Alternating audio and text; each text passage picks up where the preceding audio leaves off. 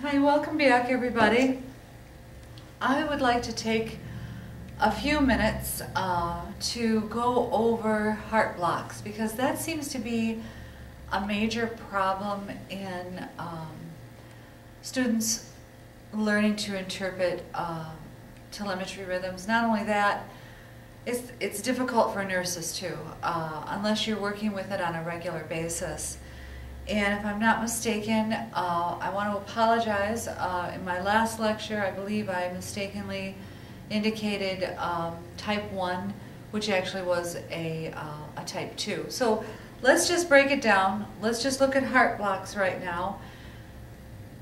Take a deep breath and we can talk about it a little bit. First of all, heart blocks usually are indicative of AV conduction problems, atrioventricular node conduction problems, which remember the SA node is the major breaker for all of the electron transmission throughout the heart. AV picks up where the SA node falls off and can conduct or beat the heart between 40 and 60 beats per minute. In any case, the AV node, remember, sits right at the base of the right atria before it goes into the ventricular area, which is why it's called atrioventricular node. So let's take a look at heart block 1, or first degree heart block. So first degree heart block, what have we got? Well, if you notice, we've got a P, then we wait a little bit, Q, R, S, and we'll draw those in. So we have P, Q, R, S, T, P, Q, R, S, T, P, Q, R, S, and T. What do you notice going on here? Well, pretty much the P to R intervals are a little bit greater than 0.20 seconds, right? But they're constant. They are constant, and that's probably the best way to differentiate or recognize the first degree heart block from the others, is that the PR intervals, you know, they're late, but they're constant. So it's like having an employee just show up completely late, 5 to 10 minutes, well, 10 minutes late consistently every day of the week. Okay? But they remain constant. So first degree's fairly easy to recognize. No other really abnormalities, although other abnormalities can occur with first degree heart block. For instance, you can have bradycardia and first degree heart block. Okay, you may have first degree heart block in conjunction with, I don't know, a flutter. You may have first degree heart block along with maybe a STEMI. Keep in mind, new telemetry techs, you're always looking for that one rhythm that you can recognize. But just like people, rhythms can occur in multiple differentiations. You can have many different types of rhythms occurring in a 6-second strip, which is why on the test that you have, when you're done with this class, you will notice that some of the rhythms, there's more than one going. There's more than one rhythm. You may have bradycardia with maybe a normal sinus rhythm starting, then bradycardia. You may have bradycardia, then you also have premature ventricular contractions. So that's the hard part. You need to start at the beginning, I guess, to really begin to interpret and understand what your basic rhythms look like.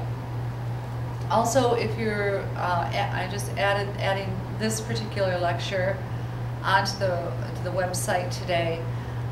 There's also a test that we added, so please take that test. I think it's kind of nice. It's like 30 questions, and it's interactive, so you can grade yourself on it. It'll automatically grade you when it's done. Okay. So first degree heart block. Let's take a look at second degree, also known as, now why does everything have to have a different name? Look at the left AV valve, the left atrioventricular valve. It's also called the mitral valve and the bicuspid valve. Can it get any more confusing? Second degree is also known as Mobitz 1 or Weckenbach. This is where the PR interval, that's what PRI stands for, consistently gets longer. So as you notice on the board, I've got long, longer, longest between your P and your R, your P and your R, your P and your R. So somebody's coming into work Monday, they're late 15 minutes. Tuesday, they're late a half hour. Wednesday, they're late an hour. Oh, and then Thursday, hey, they just didn't bother coming to work. What happened? We got a P, but the QRS is dropped. And they repeat it until they're fired. So when we take a look at a second degree heart block, it has very defining features as well. Also, there's a problem with AV node conduction.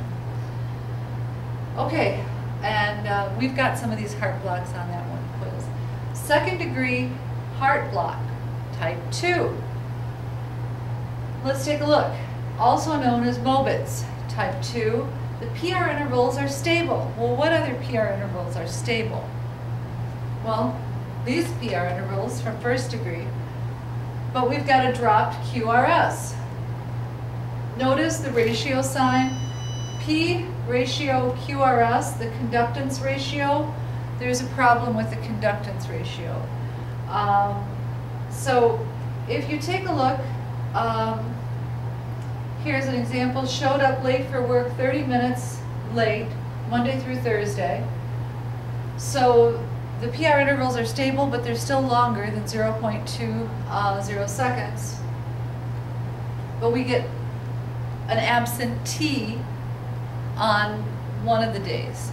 So you might have a pattern of stable but longer PR ratios, but then the QRS drops out, doesn't even show up to work.